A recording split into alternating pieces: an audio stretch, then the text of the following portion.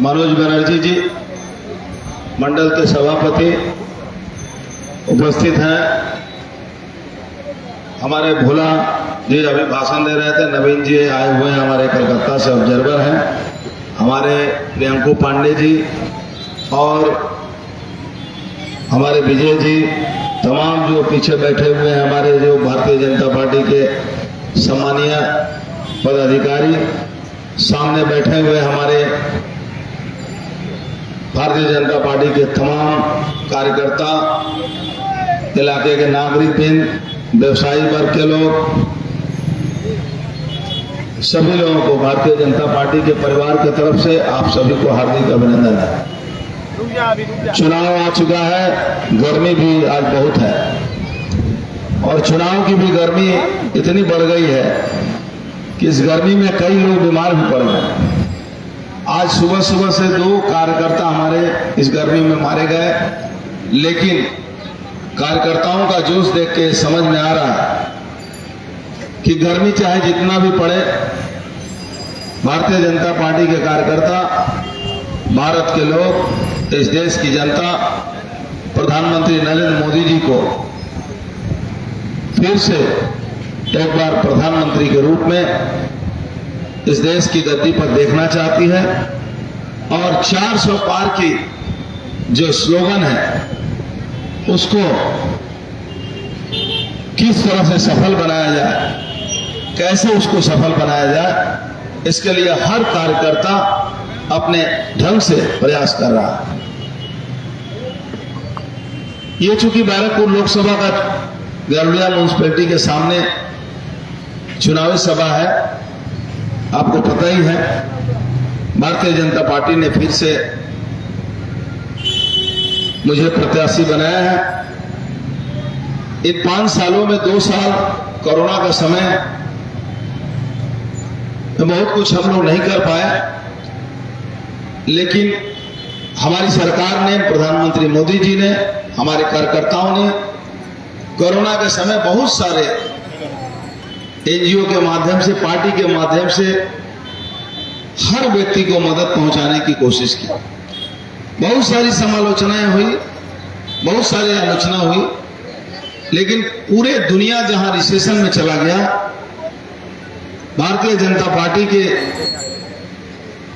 सरकार, भारत की सरकार ने 140 करोड़ देशवासियों के लिए फ्री में वैक्सीन मुहैया कराया। दोनों डोज, उसके बाद बूस्टर डोज की भी अरेंजमेंट की गई। बहुत सारे अस्पताल बनाए गए, बहुत सारी सुविधाएं प्रदान की गई। इसमें बैरकपुर में भारतीय जनता पार्टी के कार्यकर्ता कहीं पीछे नहीं है। हर कार्यकर्ता अपने ढंग से लोगों की सेवा की। बैरकपुर एक ऐसा जगह है जिस जगह के बारे में कहा जाता है कि बैरकपुर मंगल पांडे से इसका इतिहास शुरू हुआ है।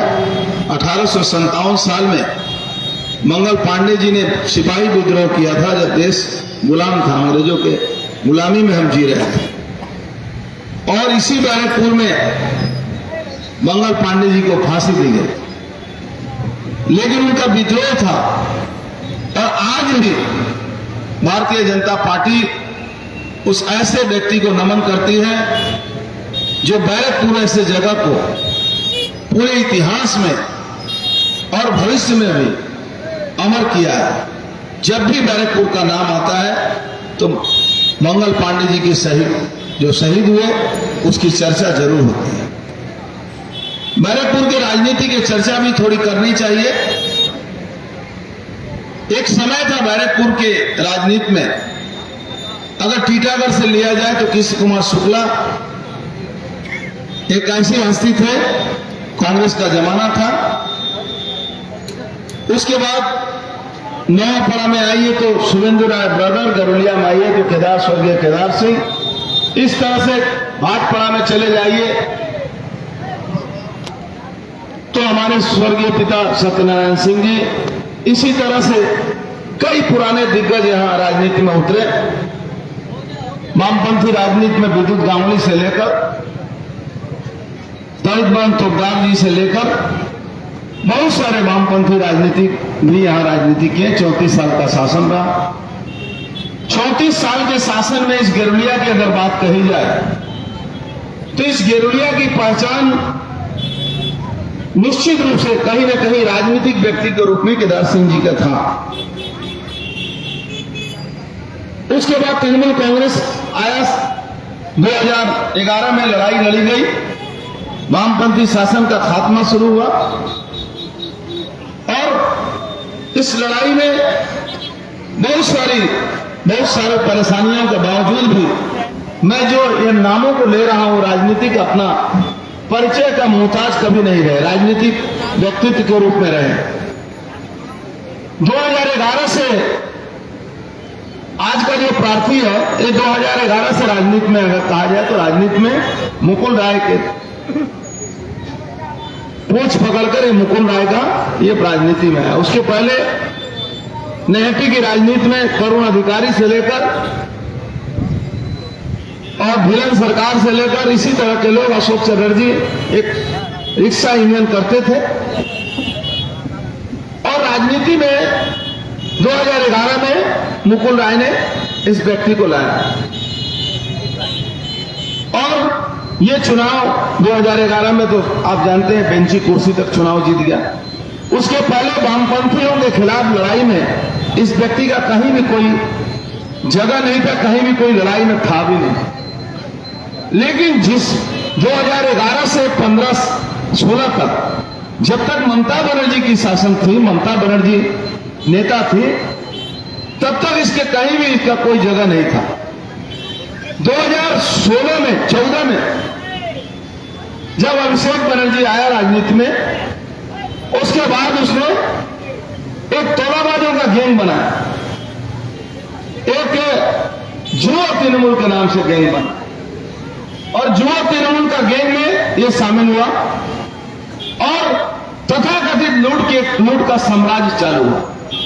और सबसे जो महत्वपूर्ण काम किया, जब इस 2014 में अभिषेक बनर्जी को तोलाबाजी का पैसा जब पहुंचने लगा तो अभिषेक बनर्जी ने इसको जगह देना शुरू किया और उसने सबसे पहले जो काम किया कि जितने भी तृणमूल कांग्रेस के पुराने कार्यकर्ता थे, सारे लोगों का पर कतरना शुरू कर दिया, सारे लोगों को पर कतरना शुरू किया और एक समय में इस गिरोलिया म्युनिसिपैलिटी की राजनीति में का ध्रुवीकरण केदार सिंह जी के नाम से था।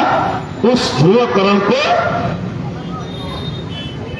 इस पार्थिव भौमिक ने खत्म किया और वही काम पूरे क्षेत्र में जितने भी जो कार्यकर्ता थे, जो लड़ाई लड़े थे, जो वामपंथियों के खिलाफ लड़ाई लड़े थे, जो मजबूती से वामपंथियों के खिलाफ लड़ाई लड़कर आए थे, सारे के सारे लोगों को उसने खत्म किया।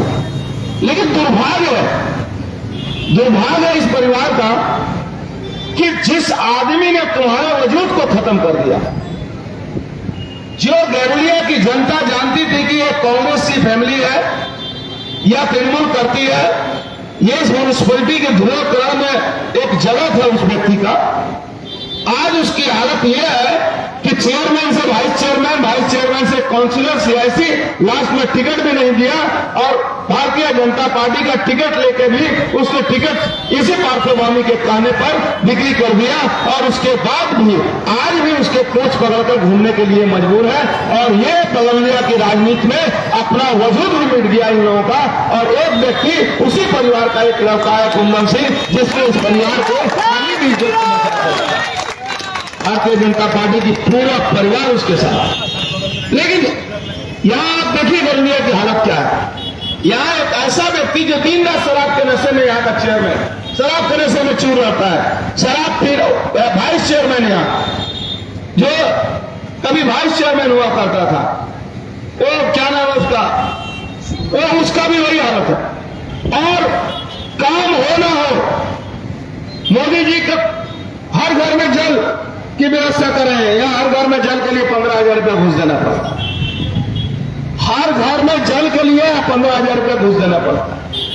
न्यूट्रिशन का वही हालत है, कंस्ट्रक्शन का वही हालत है, कोई भी प्लान करने जाइए वही हाल है, बिना टेंडर का काम होगा और तो यहाँ का काउंसिलर हुआ धरिए 2020-22 में, और काम हुआ 2020 में, और बैकडेट में वो सही कर रहा है, 22 में काउंसिलर हुआ, 20 का सही कर रहा है, और काम हो गया उसका बिल उठा, फिर काम हुआ कि नहीं हुआ, बिल उठा।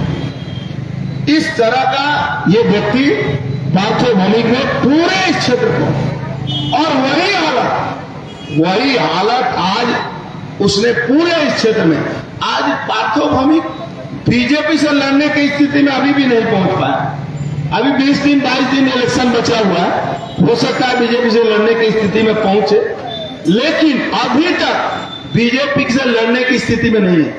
अभी तक टीएमसी को ही ठीक करने में आ रहा है, सुबह से शाम, कभी किसको पावर मिलता है, कभी उसका पावर छीन जाता है, कभी किसी को और को पावर देता है, कभी उसका पावर छीन जाता है, कभी किसी और को पावर मिलता है, कभी उसका पावर छीन जाता है। पहला म्यूनिसिपैलिटी हमने देखा जहां काउंसिलर को तेल का स्लिप मिलता है, पहला म्यूनिसिपैलिटी गाड़ी चढ़ने के लिए। कोई कानून नहीं है, म्यूटेशन में काउंसिलर का सही करने का कोई कानून नहीं है। एक आदमी बताइए जो अपना चुनाव पब्लिक के वोट से जीत गया है। पूरा बैरकपुर को मैं बात करता हूं, लाखों वोट सवाल कि एक भी काउंसिलर चुनाव जीत के दिखा दे तो पुलिस और गुंडा के बल पर पुलिस जाके बूथ दखल करवा के चुनाव जिताता है। और ये लोग कहता है कि ममता बनर्जी के काजेर जन्ने आमरा लक्ष्मी भंडार। अरे लक्ष्मी भंडार में भी देखिएगा इनका घर परिवार का सबका नाम होता है। एक काउंसिलर तो पैसा लेते लेते इतना एडवांस ले लिया कि सुसाइड करके मर गया बच्चा। कोई भी आदमी मरा उसका दुख का, लेकिन पैसा लेने के चक्कर में इतना एडवांस ले लिया काम के नाम पर कि सुसाइड करना पड़ा। नौकरी के नाम पर कितने लोगों से पैसा लेकर आज नौकरी किसको मिलेगा किसको नहीं मिलेगा, इसका कोर्ट में फैसला चल रहा है। रोज इसकी लड़ाई चल रही है, रोज इसका लड़ाई चल रहा है। बिना काम पूरा क्षेत्र का डेवलपमेंट का नाम पर क्या हो रहा है बताइए। डेवलपमेंट के नाम पर एक प्रहसन है पूरा बंगाल में, खाली मैं गरुड़िया की बात नहीं कर रहा, पूरे बंगाल में डेवलपमेंट के नाम पर प्रहसन है और कुछ नहीं। ममता बनर्जी जी का भी देखिएगा, बोलती है कि ईडी सीबीआई एजेंसी भी बीजेपी सरकार चला।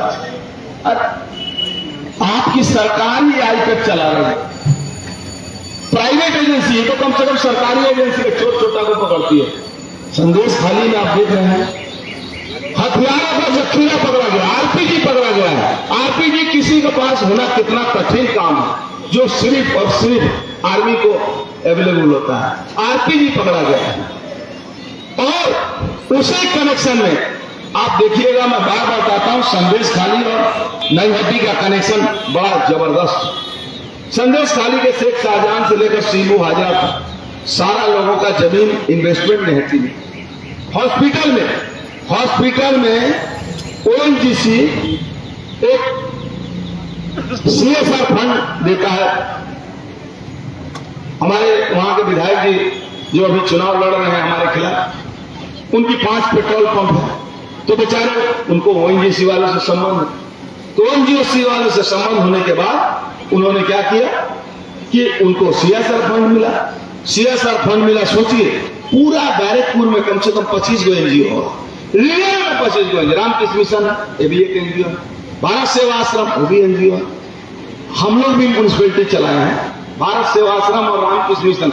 आप देखिएगा हमारा फंड का काम रामकृष्ण मिशन को हमने उनकी बिल्डिंगें बनाई, वहां बच्चों को पढ़ाई लिखाई कराया जाता है, बहुत सारे ट्रेनिंग होता है, स्किल ट्रेनिंग होता है।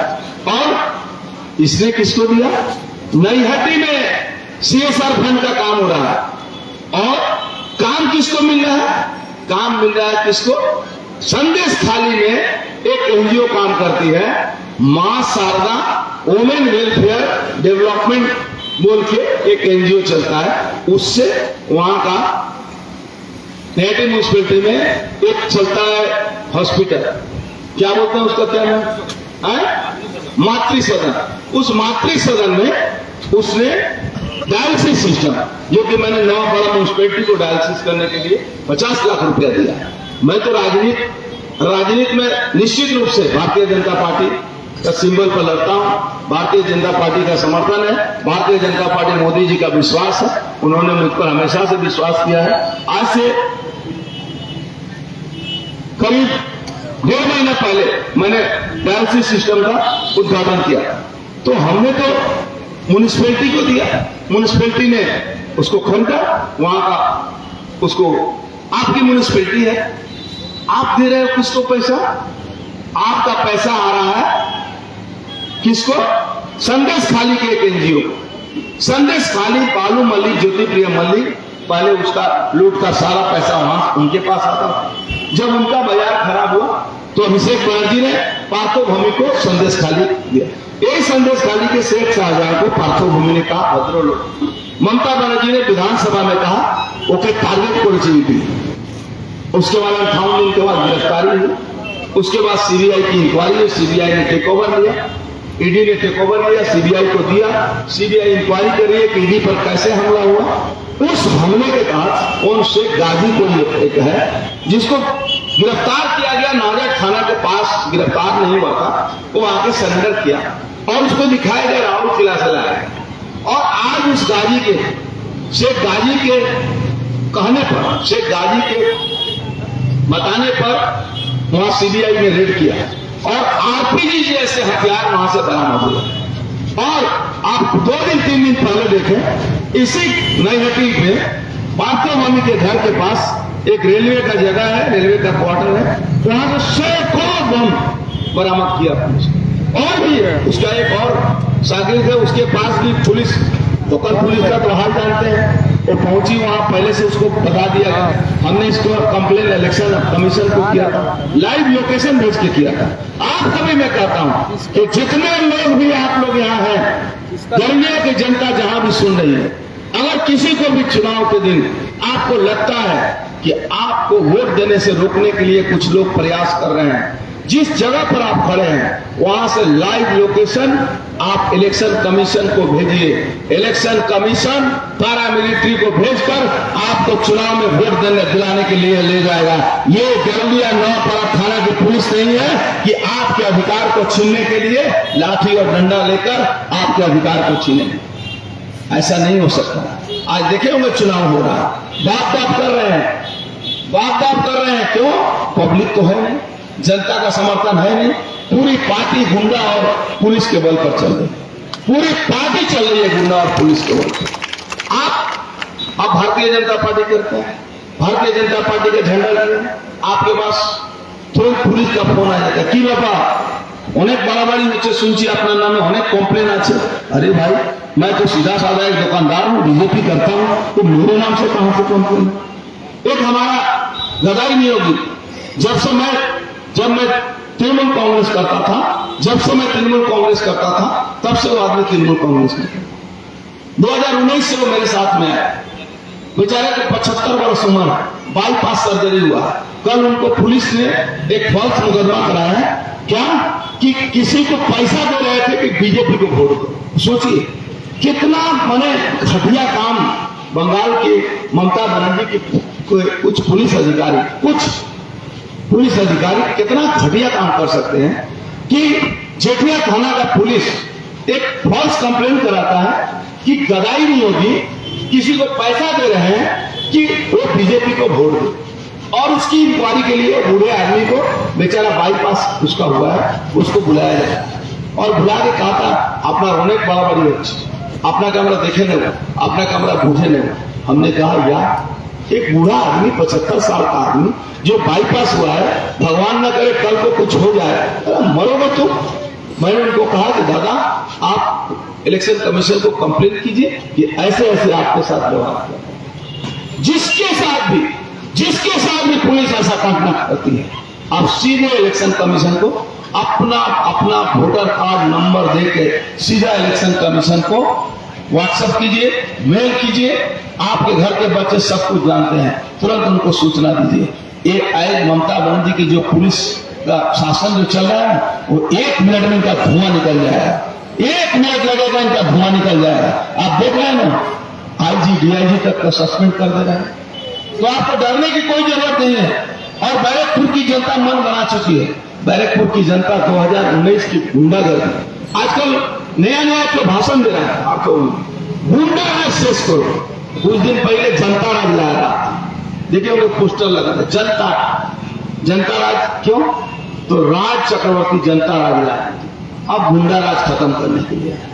12 साल से तुम्हारी शासन है भाई, 12 साल से ममता बनर्जी 13 साल करीब हो गया वो मुख्यमंत्री है, और गुंडा राज खत्म करने की बात करो। यानी कि 13 साल में ममता बनर्जी जी को बैरकपुर का गुंडा दिखाई नहीं दिया। यहाँ मंच पर बैठने वाला कौन आदमी क्रिमिनल है, पूछ के दिखाई नहीं था।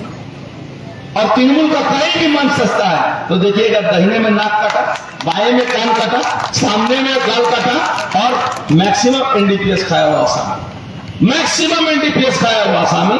और तृणमूल का एसेट लाइबिलिटी उसको करना है, ये लोग एसेट है तृणमूल कांग्रेस का। तो आज की स्थिति यह है कि आपको विचार करना, आप विचार कीजिए कि ये गुंडा राज कहने वाला जो पार्थिव भौमिक है, ये किस तरह से पूरे क्षेत्र में गुंडागर्दी का आलम बनाकर रखा। जो आप दूसरा मत विचार कीजिए, छोड़ दीजिए दूसरी बात। आप 2022 में जो म्यूनिसिपैलिटी का चुनाव 2022 में म्यूनिसिपैलिटी चुनाव को याद कर लीजिए, कैसे आपके अधिकार को छीना गया, कैसे, बस उसको याद करके आप देखिए। भारतीय जनता पार्टी को चुनाव में जिताइए, मोदी जी का आशीर्वाद प्राप्त है मुझे। मेरा नंबर हमेशा एक रहता है, मैं 2 नंबर काम ही नहीं करता, 2 नंबर मेरा कभी आता ही नहीं। 1 नंबर बटन है, टीपिए, मुझे वोट दीजिएगा, लेकिन असल में वोट मोदी जी के 400 पार के पास जाएगा। और वो 400 पार इसलिए जरूरी है, इस देश के लिए कई कठिन फैसले लेने हैं। इस देश के लिए ममता बनर्जी जैसी चोर सरकार के खिलाफ, ममता बनर्जी जैसी चोर सरकार के खिलाफ, अत्याचारी सरकार के खिलाफ जब बड़े फैसले लेने होंगे, उसमें संख्या की जरूरत है, और वो संख्या आप देंगे।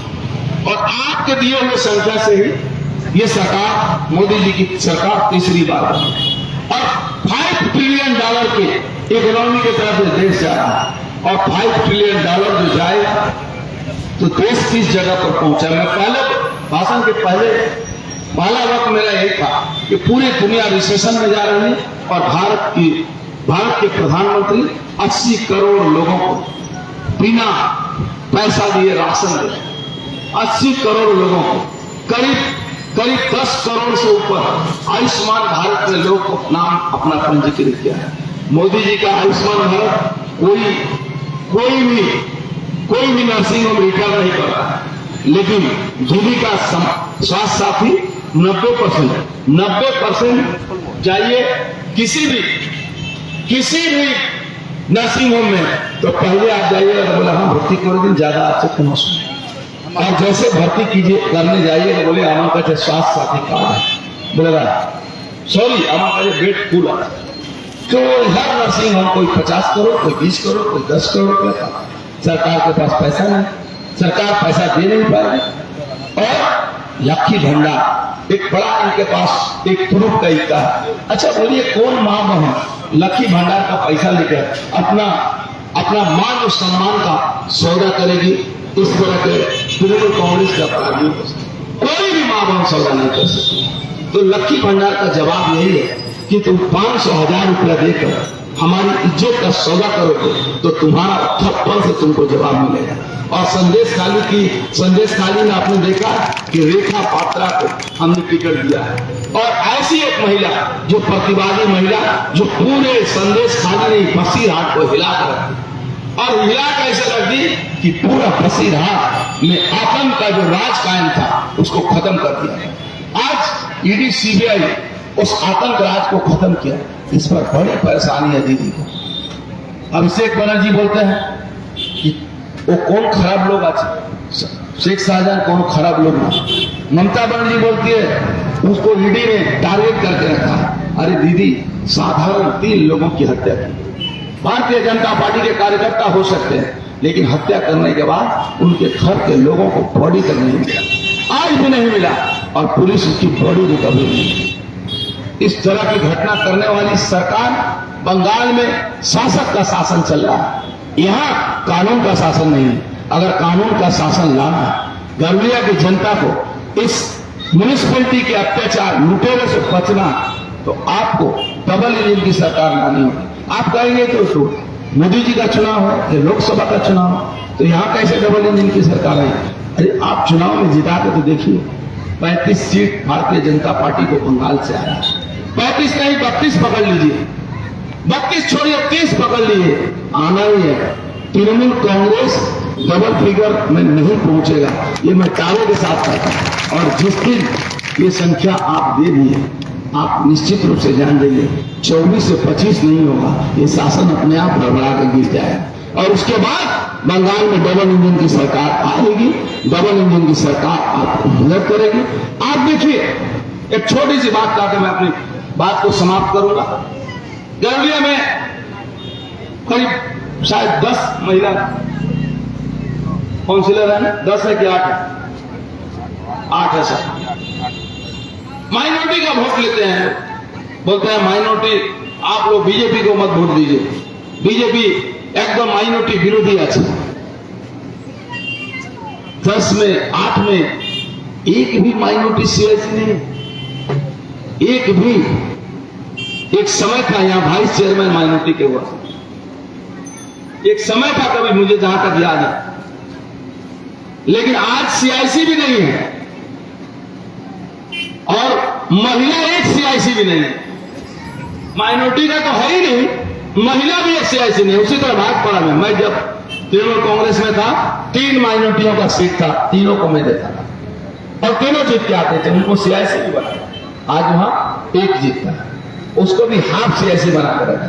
ममता बनर्जी माइनॉरिटी के भाइयों का मददगार नहीं है, आपको सिर्फ वोट बैंक समझती है। और भारतीय जनता पार्टी में आज के तारीख में मैं दावे के साथ कह सकता हूं कि पूरे बंगाल में कम से कम 25 से 30% माइनॉरिटी के लोग, और बैरकपुर को तो छोड़ ही दीजिए, इस बार इनको पता चल जाएगा कि माइनॉरिटी इनके गुलाम नहीं है, माइनॉरिटी इनके कलीग हो सकते हैं, ममता बनर्जी के साथ रह सकते हैं, लेकिन ममता बनर्जी उनको गुलाम समझती है, माइनॉरिटी ममता बनर्जी के गुलाम नहीं है। और भारतीय जनता पार्टी किसी को अपना गुलाम नहीं समझती है, अपना कार्यकर्ता समझती है, अपनी जनता समझती है। प्रधानमंत्री मोदी कभी किसी हिंदू मुसलमान की बात नहीं करते हैं, 140 करोड़ भारतवासी की बात करते हैं और 140 करोड़ भारतवासियों के लिए उनका प्रकल्प रहता है। ये कभी प्रधानमंत्री नहीं कह सकते हैं। प्रधानमंत्री का बयान एक भी जगह दिखा दीजिए कि यदि तुम आमाके वोट ना दाओ ताले तुम्हार कोनो काज हमरा करबो ना। कभी भी नहीं बोल सकते हैं कि अगर तुम हमें वोट नहीं दोगे तो तुमको फ्री राशन नहीं मिलेगा। कभी भी नहीं कह सकते हैं कि तुम्हारा प्रधानमंत्री आवास योजना में तुमको घर नहीं मिलेगा अगर तुम बीजेपी नहीं करोगे। अगर तुम बीजेपी नहीं करोगे तो सरकारी नौकरी तुमको नहीं मिलेगी। अगर उत्तर प्रदेश बिहार से अगर संबंधित है, उत्तर प्रदेश से संबंधित है, मध्य प्रदेश से संबंधित है, तो जाइए पुलिस की नौकरियों में किस तरह से माइनॉरिटी के लोग बच्चे सब इंस्पेक्टर बने हुए हैं, वहां के एसटीएफ में नौकरी करते हैं। कोई भी भारतीय जनता पार्टी से जुड़िए, आपको दोस्त बनाकर रखेंगे, आपको साथी बनाकर रखेंगे, कभी भी आपको गुलाम नहीं बनाएंगे। और प्रधानमंत्री मोदी का देखिए, हम लोग को हिंदी में बोला जाता है एक आदमी का औरा बहुत बड़ा होता है। प्रधानमंत्री मोदी का औरा इतना बड़ा है कि इस्लामिक कंट्री सऊदी अरबिया के राजा हमेशा प्रधानमंत्री से जब मिलते हैं तो लगता है कि कोई भाई मिल रहा है। आज अबू धाबी में 63 एकड़ जमीन पर वहां मंदिर बना है और मंदिर बनाया और मंदिर की स्थापना अबू धाबी के राजा और रानी हमारे रामायण को माथा पर उठाकर वहां उस मंदिर में पहुंचाई थी। तो ये है प्रधानमंत्री मोदी का औरा। और आप सिर्फ वोट की राजनीति करते हो। ईद का नमाज पढ़ा जाता है, वहां राजनीतिक भाषण देती हो। ईद का नमाज पढ़ा जाता है और वहां कहती हो कि माइनॉरिटी के लोग बीजेपी को वोट मत दो। ईद के नमाज में राजनीति का कौन सा जगह है? माइनॉरिटी के भाई तृणमूल का नेताओं से पूछिए कि हमारे धर्म के बीच तुम्हारा राजनीति का कोई जगह नहीं है। आज हमारे पार्टी के अंदर आप देख रहे होंगे रोज माइनॉरिटी के भाई, माइनॉरिटी के लोग आमडाना में ज्वाइन कर रहे हैं। आमडाना बड़ा घमंड है ना। आमडाना में इस बार हवा निकल जाएगी तृणमूल कांग्रेस की। आमडाना से भी जीतेंगे हम लोग। भारतीय जनता पार्टी के प्रार्थी अर्जुन सिंह आपके सामने इस मंच पर बोल के जा रहे हैं। आमडाना माइनॉरिटी का इलाका है, वहां भी माइनॉरिटी के लोग अर्जुन सिंह को वोट देंगे, ये आप लिख के रखिए। और बैरकपुर की जनता तुमसे लड़ने के लिए, तुम्हारे खिलाफ, तुम्हारे गुंडों के खिलाफ लड़ने के लिए, तुम्हारे लुटेरों के खिलाफ लड़ने के लिए चुनाव करने में कहीं भी हिचकेगी नहीं। अर्जुन सिंह को ही अपना भाई समझिए, अपना दोस्त समझिए, अपना जो भी समझिए, उसी को वोट देगी। चाहे तुम कितना भी कुछ कर लो, चाहे तुम कितना भी नकली भतीजा खोज के निकाल लो, उससे कोई फर्क नहीं पड़ता है। अर्जुन सिंह का हर व्यक्ति या तो भगीना है, या नए नौजवान लड़के, और नहीं तो भतीजा है, या तो कोई मेरा भाई है, या तो मेरा कोई दोस्त है। यहाँ नकली भतीजा और नकली किसी को लेकर आप सोचते होंगे कि अर्जुन सिंह को रोक दोगे। अर्जुन सिंह को रोकेगा सिर्फ हमारा रिक्शा चलाने वाला भाई, ये टोटो वाले भाई जिनको पैसा देना पड़ता है। आज रोज इनको पैसा, ये म्यूनिसिपैलिटी के कुछ काउंसिलर रोज इनसे वसूली करते हैं। चलाने के लिए म्यूनिसिपैलिटी को 20-20, 25-25 हजार रुपया देना पड़ता है। गार्बेज उठाने के लिए पैसा मांगते हैं लोग, और ये लोग तृणमूल कांग्रेस को बोलते हैं कि तृणमूल कांग्रेस के प्रार्थी पार्थमनी को वोट दीजिए। शर्म नहीं आता है कि आप जो गरीब लोग यहाँ के रहने वाले हैं उनसे पैसा वसूलते हो, गार्बेज उठाने का, टोटो ऑटो चलाने के लिए पैसा लेते हो, और वोट मांगने आते हो। अरे जब ये आपसे वोट मांगने आए, इनको इनका आईना दिखाइए, इनको इनका चेहरा दिखाइए। एक आई पैक में पैसा दे दे के किसी को भेजते हैं। आपको मिला है, क्या मिला है? हमारी सरकार ये दी है, उसके बाद आपके घर के सामने पोस्टर चिपका दीजिए। अरे रात को पोस्टर फाड़ दीजिए। ऐसा पोस्टर चिपका के उसमें भी यहाँ के जो तृणमूल के नेता है अपना कमीशन ले रहे हैं, आई पैक से दिखा के, देखिए हम 100 जगह पोस्टर मारे हैं, हमको 5000 रुपया दीजिए। इस तरह की ये पार्टी चल रही है, पूरी पार्टी दिवालिया हो चुकी है। तो इसी के साथ मैं अपने वक्तव्य को विराम दूंगा कि 30 तारीख को सब लोग चुनाव में वोट देने के निकलेंगे, और किसी से मत डरिए, कोई आपको नहीं रोक सकता है। निश्चित रहिए, आपका वोट सुरक्षित है, आप अपना वोट अपने दीजिए। निश्चित रूप से मैं प्रार्थी के हिसाब से आपसे अपना वोट मांगूंगा, लेकिन आपके ऊपर फैसला आपके ऊपर है। अगर मुझ पर विश्वास है, अगर मुझे मेरे काम पर विश्वास है, अगर मेरे किसी भी काम पर आपको लगता है कि मैं आपकी सेवा कर सकता हूं, तो निश्चित रूप से आप मुझे वोट देंगे। और मेरा निशान कमल छाप है और 1 नंबर है। जब भी जाइए 1 नंबर में बटन दबाइए और मोदी जी की सरकार को 400 पार के ऊपर पहुंचाइए। इसी के साथ मैं अपने वक्तव्य को विराम देता हूं। धन्यवाद, नमस्कार, जय हिंद, भारत माता की जय। भारत माता की